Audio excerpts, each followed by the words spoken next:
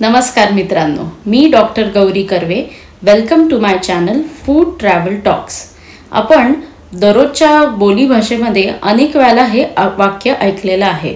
अगं, मिठाचा खडा टाकू नकोस, चांगलं चाललंय तर चालून देत की. आता मिठाचा खडा म्हणजे काय?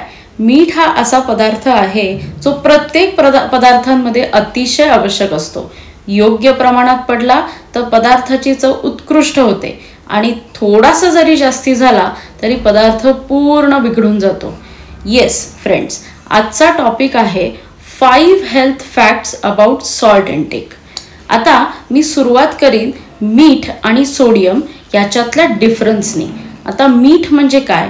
Meat is basically a crystalline chemical compound which is abundantly available in nature and available in natural form, and it is composed of sodium and chloride.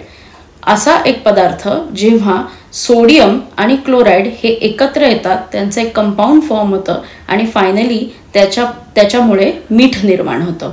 आता सोडियमचं प्रमाण ह्याच्यातलं 40% असतं आणि क्लोराईडचं प्रमाण असतं ते 60% असतं.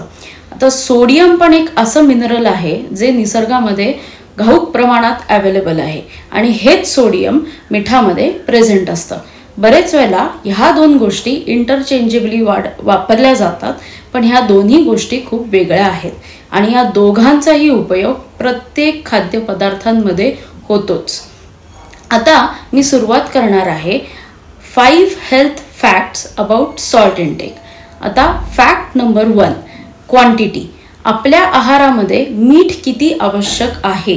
तर असे अनेक रिसर्चेस झालेले आहेत ग्लोबली आणि काही रिसर्चेस तर NLM सारख्या मीडियम्समध्ये, NLM म्हणजेच नॅशनल लायब्ररी ऑफ मेडिसिन, अशा मीडियम्समध्ये पण हे रिसर्चेस पब्लिश झालेले आहेत. ज्याच्यावरनं असं निष्कर्ष निघालेला आहे की नॉर्मल ॲडल्ट माणसाला 2.3 to 2.4 मिलीग्रॅम पर डे इतकंच मीठ आवश्यक असतं, म्हणजे 2 टीस्पून इतकंच मीठ आवश्यक असतं. फॅक्ट नंबर 2, कुठल्या पदार्थांमध्ये किंवा कुठल्या फूड्समध्ये हे मीठ किंवा सॉल्ट किंवा सोडियम सर्वाधिक प्रमाणात प्रेझेंट आहे? तर मी आता तुम्हाला काही गोष्टींची, काही ह्या पदार्थांची लिस्ट सांगणार आहे. एक म्हणजे रेडी टू ईट फूड्स किंवा ready mix foods, instant foods. For example pudding mix असेल किंवा इन्स्टंट डोसा मिक्स असेल किंवा इडली मिक्स असेल, ह्या पदार्थांमध्ये सोडियम किंवा सॉल्ट ह्याचं प्रमाण बऱ्यापैकी जास्ती असतं. दुसरी म्हणजे वेरियस प्रकारचे सॉसेस, म्हणजे आता केचप असेल किंवा सोया सॉस असेल, याच्यामध्ये पण बऱ्यापैकी मिठाचं प्रमाण असतं. बिस्किट्स आणि सॅलेड ड्रेसिंग्स. आता बरेच लोक हेल्दी डाएट फॉलो करताना सॅलेड्स भरपूर आहारात इन्क्लूड करतात. त्या सॅलेड्सना चव आणण्यासाठी सॅलेड ड्रेसिंग्स वापरले जातात. तर ह्या सॅलेड ड्रेसिंग्समध्ये सुद्धा बऱ्यापैकी प्रमाणामध्ये मिठाचं प्रमाण प्रेझेंट असतं. तर ह्या मीठ जेवढं प्रेझेंट असतं त्याच्यामुळे चव तर येते, पण त्याच्यामुळे काही शरीरावरती पण डेट्रिमेंटल इफेक्ट्स इव्हेंच्युअली होऊ शकतात. हे मिठाचं प्रमाण ह्या पदार्थांमध्ये का जास्ती असतं? कारण सगळ्या कंपन्यांना त्यांच्या प्रॉडक्टची शेल्फ लाईफ वाढवायची असते आणि ॲज वी ऑल नो, मीठ हे एक्सलंट प्रिझर्वेटिव्ह आहे. त्याच्यामुळे सोडियम किंवा मीठ ह्या दोघांचंही प्रमाण या पदार्थांमध्ये वाढवलेलं असतंच, कारण त्यांनी त्या प्रॉडक्टची शेल्फ लाईफ पण वाढते आणि टेस्ट पण एनहान्स होते. फॅक्ट नंबर 3, ब्लड प्रेशर आणि मिठाचं काय रिलेशन आहे? What is the relation between hypertension and salt intake? आता बऱ्याच लोकांना बीपीचा त्रास हा असतोच. बऱ्याच वेळेला डॉक्टर हेही सांगतात की तुम्ही पापड लोणची कमी खा किंवा तुमचं मिठाचं प्रमाण जेवणातलं कमी करा. पण ते का आवश्यक आहे हे आज मी तुम्हाला सांगणार आहे. मीठ जेव्हा आपण रुटीनली आहारात घेतो जास्ती प्रमाणामध्ये, हे सगळं मीठ म्हणजे त्यातलं बेसिकली जे सोडियम असतं ते तुमच्या शरीरामध्ये ॲक्युमुलेट व्हायला सुरुवात होते. मग किडनीला जास्ती मेहनत घ्यावी लागते हे सोडियम डायल्यूट करण्यासाठी, आणि हे करताना किडनी बरंचसं शरीरातलं वॉटर रिटेन करते किंवा होल्ड करते. त्यामुळे शरीरातलं जे सोडियम असतं ते तर डायल्यूट होतं, पण त्याच्यामुळे काय होतं, इनडायरेक्टली तुमचा ब्लड व्हॉल्यूम वाढतो आणि जेव्हा ब्लड व्हॉल्यूम वाढतो तेव्हा त्या वाहिन्यांमधलं वाहणारं ब्लड जास्ती प्रमाणात प्रेशर त्या ब्लड वेसल्सच्या वॉलवरती एक्झर्ट करतं आणि जसं हे प्रेशर जास्ती एक्झर्ट होत राहतं तेवढं हाय प्रेशरनी हेच ब्लड तुमच्या हार्टपर्यंत जातं आणि जेव्हा ते हार्टपर्यंत जातं तुमच्या हार्टला सुद्धा जास्ती मेहनत घ्यावी लागते हे ब्लड पुन्हा बाहेर पंप आउट करण्यासाठी, म्हणजे हार्टचं प्रीलोड सुद्धा वाढतं.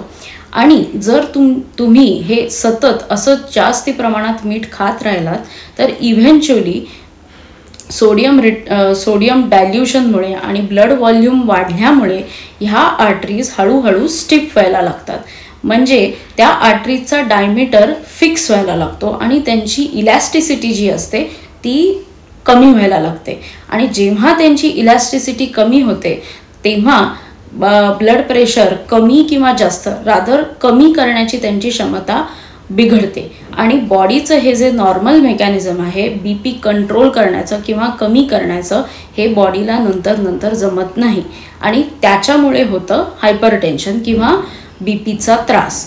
आणि हे जेव्हा BPचा त्रास सारखा सतत ब्लड प्रेशर हाय जेव्हा राहतं तेव्हा फायनली ह्याचा इफेक्ट हार्टवरती होतो and which may result in heart attack और स्ट्रोक.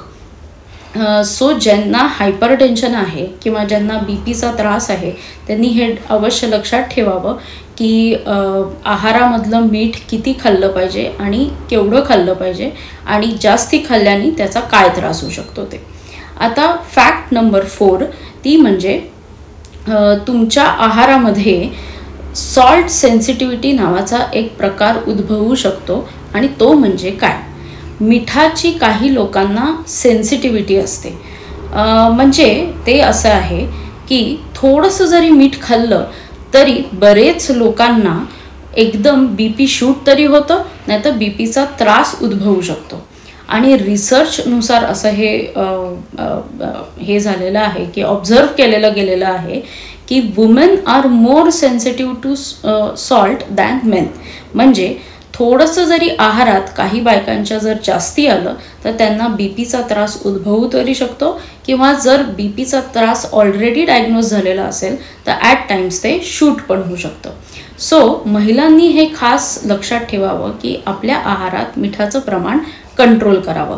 इव्हेंच्युअली जसं एज वाढतं म्हणजे पुरुष आणि महिलांमध्ये सॉल्ट सेन्सिटिव्हिटी हळूहळू डेव्हलप होतेच, पण आपल्या आहारामध्ये मिठाचं प्रमाण कसं कंट्रोल करावं ह्यावरती प्रत्येकाने विचार केला पाहिजे. आणि फॅक्ट नंबर 5 म्हणजे डॅश डाएट. आता डॅश डाएट म्हणजे काय. Dietary approach to stop hypertension हे एक असा हेल्दी प्लॅन आहे ज्याच्यामध्ये काही सर्टन गोष्टी अलाउड असतात खायला आणि काही सर्टन गोष्टी अजिबात खायच्या नसतात किंवा कट डाऊन करायच्या असतात किंवा ॲट टाइम्स रिप्लेस पण करायच्या असतात. आता ह्या कोणती गोष्टी आहेत की ज्याच्यामुळे खाद्यपदार्थांमधले काही रिस्ट्रिक्शन्स फॉलो करायचे असतात त्या मी तुम्हाला सांगते. ज्या गोष्टी खायच्या असतात त्या म्हणजे व्हेजिटेबल्स किंवा होल ग्रेन्स आणि फ्रूट्स, आणि ज्या गोष्टी कट डाऊन करायच्या असतात त्या म्हणजे 1 नंबरवरती आहे ते salt intake. Salt intake cut down म्हणजे पूर्ण कट डाऊन करत नाहीत, ह्याच्यामध्ये रिस्ट्रिक्ट करतात. म्हणजे जे नॉर्मल माणसाला 2.3 मिलीग्रॅम पर डे इतकं मीठ अलाउड असेल तर डॅश डाएटमध्ये 1.5 मिलीग्रॅम पर डे इतकं मीठ खाणं अलाउड असतं.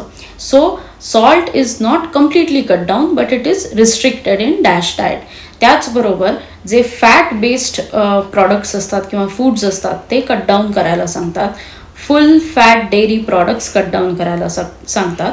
स्वीट्स कट डाऊन करायला सांगतात आणि स्वीटन्ड बेवरेजेस जे असतात ते सुद्धा कट डाऊन करायला सांगतात. ह्याचा फायदा असा होतो की ज्यांना BPचा त्रास आहे त्यांचं BP कंट्रोल करण्यासाठी किंवा रेग्युलेट करण्यासाठी ह्या गोष्टींचा तुम्हाला फायदा होऊ शकतो. आता मी अजून एक ॲड करेन, ज्यांना मिठाशिवाय चव नाही हे मलाही माहिती आहे, आपण प्रत्येक पदार्थामध्ये मीठ हे घालतोच, पण आपण त्याला एका हेल्दियर ऑप्शननी रिप्लेस करू शकतो. जे रिफाईन टेबल सॉल्ट असतं त्याला आपण रिप्लेस करू शकतो पिंक सॉल्टनी, म्हणजे हिमालयन पिंक सॉल्टनी. पंजाब रिजन ऑफ पाकिस्तान ह्याच्यामध्ये हे मीठ उत्पन्न होतं किंवा यालाच रॉक सॉल्ट असं म्हणतात, ते तिथे उत्पन्न होतं. आणि या मिठाची वैशिष्ट्य असं आहे की अलॉंग विथ सोडियम याच्यामध्ये इतर बरेच ट्रेस एलिमेंट्स असतात. For example iron, calcium, magnesium, zinc अशा प्रकारच्या गोष्टी ह्या मिठामध्ये प्रेझेंट असतात. त्याच्यामुळे नॅचरली सोडियमची क्वांटिटी मिठातली कमी होते and it can be an healthier option to replace refined table salt with pink salt. So friends, हा आहे top 5 health facts about salt intake. जर फ्रेंड्स तुम्हाला हा व्हिडिओ आवडला असेल तर लाईक, सबस्क्राईब आणि शेअर करा फूड ट्रॅव्हल टॉक्स या चॅनलला. आणि मी असेच वेगळ्या वेगळ्या विषयाचे व्हिडिओज घेऊन येत राहणार आहे. Keep watching, stay tuned, bye.